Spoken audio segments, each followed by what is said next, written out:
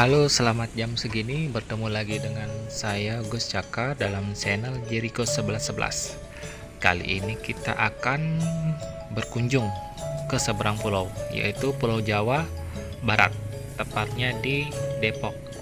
Kita melihat di sini ada sejarah singkat Pura Amertajati yang terbilang sangat wah. Kita melihat di depan Pura Amertajati, Jalan Punak nomor 33, Pangkalan Jati, Jaksel. Letaknya Kecamatan Cinere, Kota Depok. Kita berjalan terus sekalian bercerita sejarah singkat Pura Amertajati. Setelah peristiwa G30 SPKI pada saat itu, Soeharto menginginkan setiap komplek TNI baik AL, AS, AU harus ada tempat-tempat persembahyangan berupa masjid, pura, dan gereja. Tujuannya adalah untuk saling mengerti dan saling bertoleransi antar umat beragama. Pada awalnya tempat untuk mendirikan pura ini adalah lokasi yang memang berdekatan dengan masjid dan gereja. Namun, menurut pandangan orang Bali, tempat itu terlalu bagus. Jika didirikan sebuah pura, maka dari itulah mereka memilih tempat yang lokasinya di Jalan Punak. Dahulu adalah sebuah rawa, hutan rimba, dan tempat yang kurang bersih.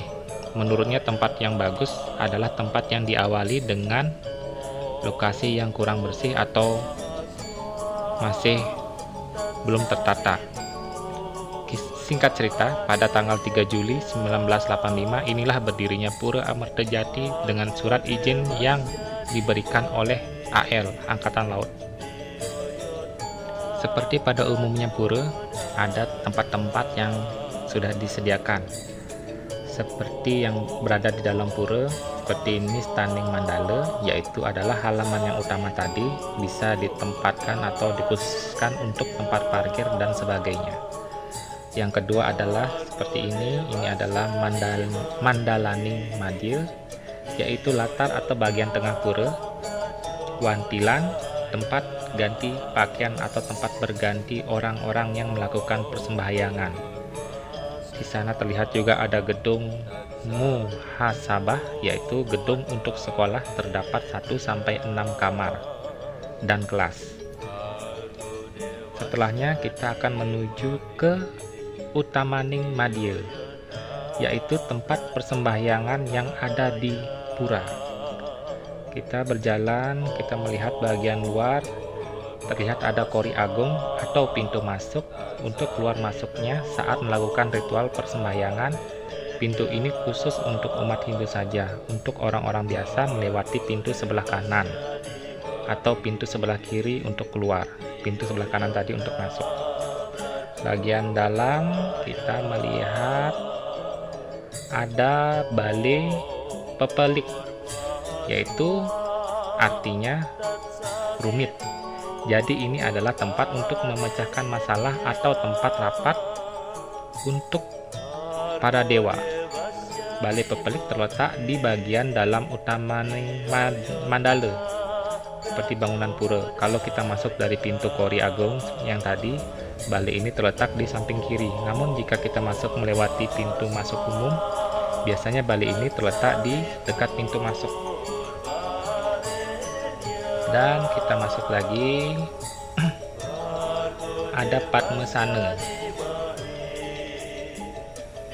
Padmasana biasanya disebut adalah tata Tuhan, tempat untuk bersembahyang dan menaruh sajian atau banten bagi umat Hindu, terutama Hindu di Indonesia.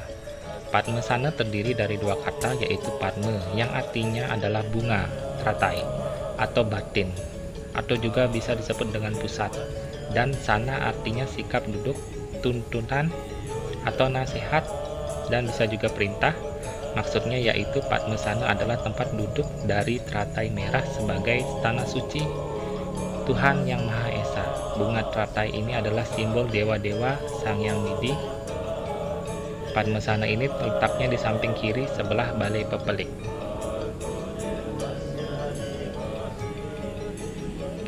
Dan hari semakin malam, di sini juga kita melihat Balai Panglurah, ada Taman Sari juga, Taman Sari.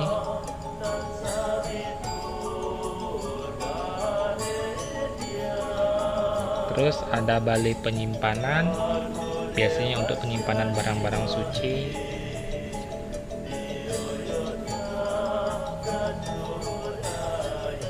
Kita melihat juga di sini Pura Margasari yang telah diresmikan karya agung nyatur muka untuk pedagang.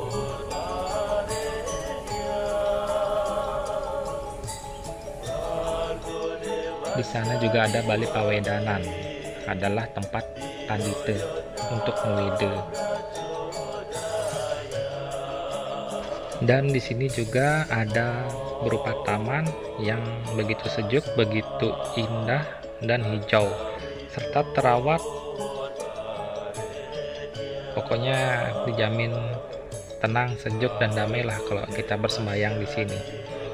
Foto ini diambil bulan Desember kemarin tanggal 29, bertepatan saat purnama. Diambil oleh teman saya yang berada di Jawa. Terima kasih. Jika ada info atau saran komentar, silakan bisa ditulis komentar di bawah. Sampai jumpa di episode selanjutnya. Semoga semua makhluk berbahagia. Salam Rahayu.